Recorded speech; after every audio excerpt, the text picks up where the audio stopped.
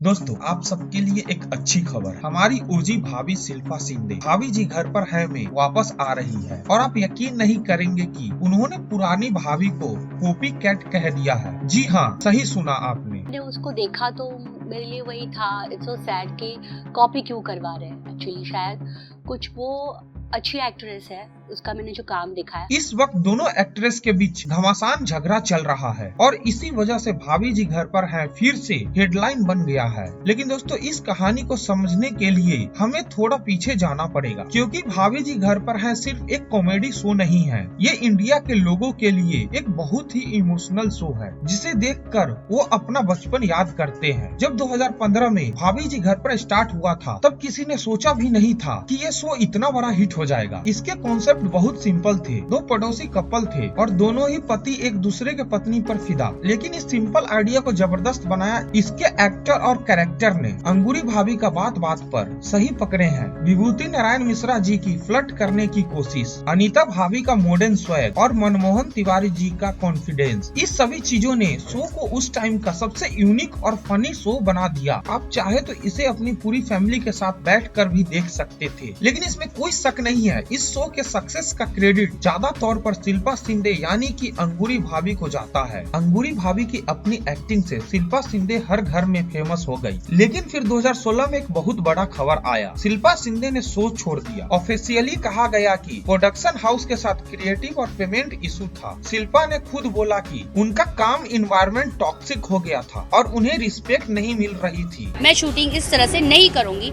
इन्होंने मेरे साथ गलत किया। इस डिसीजन के बाद शो को सबसे बड़ा झटका लगा, क्योंकि ऑडियंस के लिए अंगूरी भाभी का मतलब सिर्फ शिल्पा शिंदे ही थी। शिल्पा के जाने के बाद मेकर ने शुभांगी आत्रे को कास्ट किया, जो नए अंगूरी भाभी के रूप में ऑडियंस के सामने आए, और बस यहीं से रिएक्शन दो हिस्सों में बट गया। कुछ लोग कह रहे थे कि शुभांगी ने रोल को बहुत अच्छे से संभाला, वहीं कुछ लोग कह रहे थे कि ये तो बिल्कुल पुरानी भाभी को कॉपी कर रही है। दोस्तों, मुझे लगता है कि शुभांगी ने हमारे इस फेवरेट कैरेक्टर को ज्यादा चेंज नहीं किया। वो बस चाहती थी कि हम जिस अंगूरी भाभी को जानते हैं वो वैसे ही रोल प्ले करने की कोशिश करे। लेकिन ऑलमोस्ट 10 साल बाद ये झगड़ा एक बार फिर शुरू हो गया। अब जब भाभी जी घर पर है 2.0 लॉन्च होने जा रहा है, तब शो वालों ने ऑडियंस को शो की तरफ खींचने के लिए एक बहुत ही बड़ा अनाउंसमेंट किया है। वो शिल्पा शिंदे को वापस ला रहे हैं अंगूरी भाभी का रोल प्ले करने के लिए। इस वजह से मैटर पूरी तरह से गर्म हो गया है। स्पेशली अगर आप रिसेंट इंटरव्यू देखे तो शिल्पा शिंदे ने इनडायरेक्टली शुभांगी आत्रे को कॉपी कैट कह दिया है। बट मैं कॉपी कर ही नहीं रही हूँ। I am not copying Shilpa Shinde.